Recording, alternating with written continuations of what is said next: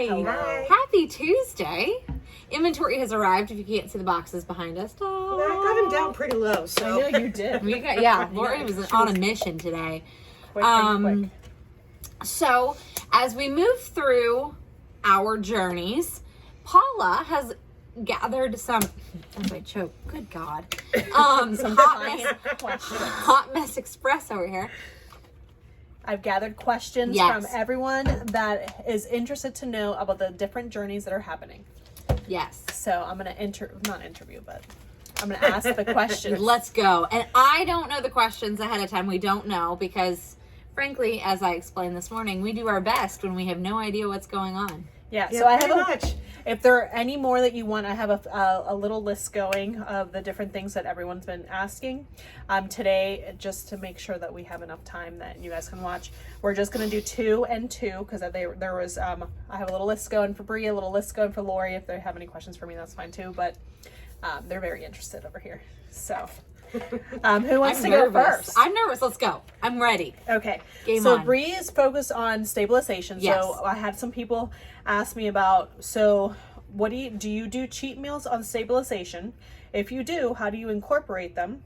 Do you plan them or do you do them on the fly? As I choke on my own spit again. So technically on stabilization, you are not supposed to do cheat meals.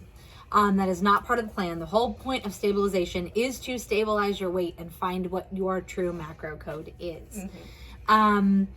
I personally handle things on the fly. Isn't that saying as a teacher, do as I say, not as I do? Yes. Oh, yes. Okay.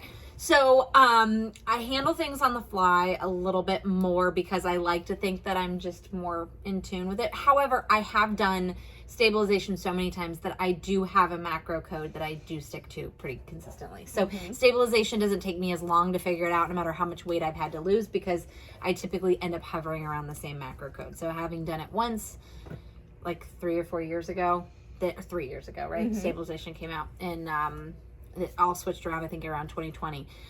So my macro code really hasn't changed. No. So technically, if it's your first time on stabilization, no, you should not have a cheat meal. There you go. That we can make sure we get the appropriate macro code. Yeah. Because if you cheat, then we really don't. We're kind of Yeah, guessing. then you're up and down, and then we're guesstimating how many calories, how many carbs, how many fats, how many proteins you really actually need. So we don't actually get to the bottom of that. So if with her, she's a little bit more experienced. So your answer is when you do it on the fly. You don't know if you're going to have the cheat day until it happens. When I say that, correct. And when I say that I do it on the fly, means I have already an understanding. I'm not perfect at it, so don't quote me on that.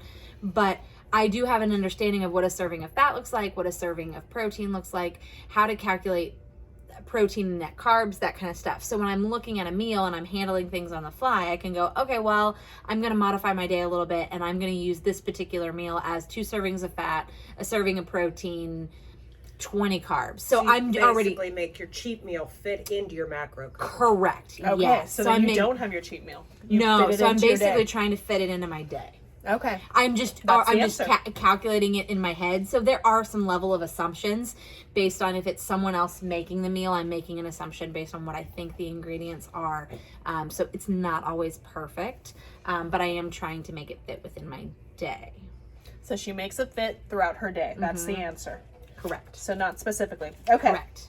And everyone wants to know too, compared to, you were just doing phase 1, you were doing alternate phase 1, now you're doing stabilization. How's your energy level been now that you've incorporated more of the macro groups and more of that? That is a great question and something I actually wanted to talk about, and you beat me to the punch. So I kind of took a hiatus from Pilates, not because on purpose, because my kids were sick, and then with scheduling, it was hard to get into the classes that I wanted to get into. So this weekend, I did a class on Friday morning, and I did a different class that I typically don't take on Sunday mid-morning, almost afternoon. It was a really hard class, and normally it would have been a class that I would not have been able to get through. And I noticed myself getting through it, and not only that, is that I think did we go for a walk on Sunday? I did something else on Sunday as well. I think we went for a walk. I don't even remember what the day was. Anyway, regardless, I did multiple activities yesterday. I took my kids all the store, and we did a walk last night, and we went to the park. So I have noticed that with the increase of carbs, not all carbs are created equal, and you can't out-exercise a bad diet. This is very crucial.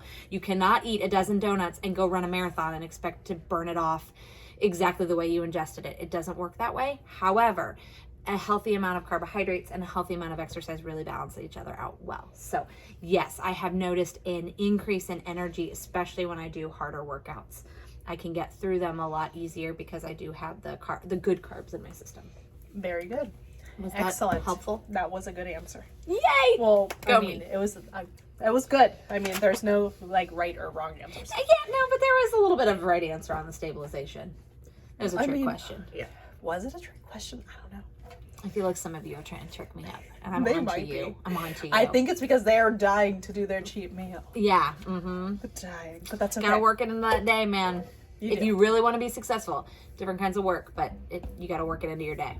Okay, let's move into Lori now. So as we all know, Lori right now is doing phase 1. Yep. And she's also our recipe queen. So I have a couple little lists for her going. So we'll start with phase 1. So a lot of people want to know how you're able to stay on phase 1, cook for your family that is not on phase 1. So your family's not on phase 1, you're on phase 1. And then to go along with that, do you get a lot of complaints that you're having the same dinners, and then how do you mix it up for them? Ooh. I think that's a long question. Sorry. That's okay. I find it very easy to cook for my family when I'm on phase 1. I do whatever my protein is, the vegetables, and then I will make a carb for them, macaroni and cheese, mashed potatoes and gravy, that kind of stuff. And they're happy with that. That's fine. It works for them. And at this point, they're just really used to it. And they know not to pass it to me. So Right. Okay, that's good. That's very helpful. do they complain? I mean, not any more than any other family does. I try and do different things. Like we had an Italian night last week, and then we had the Cinco de Mayo, so we had fajitas that night, and I try and mix things up so to keep it from not being boring. And a lot of times, if you just change the spices, they're happy because it's a little bit different flavor. So since you mentioned Italian night, what was on the Italian menu? I'd love to be a kid in Lori's house, by the way. Lori's dinners would be amazing. Anyway, sorry, keep going. I did ground meat, just like a meat sauce. They had regular noodles. I had konjac noodles. So it's kind of like spaghetti with the ragu. pretty much. And then I did garlic bread, cheesy garlic bread for them. Same. And there is always a ginormous bowl of salad on our table, so that pretty much anything can be made into a salad. That's awesome, and it fills you up too, so you're not leaving it hungry. fills you up, and everybody has gotten used to eating the salad, so it definitely has helped them too, because now they're getting more veggies and more nutrients, so it's good for all of us. I like That's it. a really good idea. I never thought to do that. Just put a big salad on the plate. Yeah, always a big salad on the table for everybody. So I'm gonna start doing that, serving that with us, because the boys love salad. yeah, and then if you have chicken, you can do a chicken salad, and use different dressings, because we have all the Walden Farms. so we have a big selection.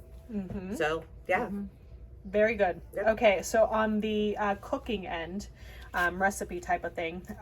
So let's say you're going to a gathering and you're asked to make something to bring. How do you go about it, but make sure that it's phase 1 so that you can also partake?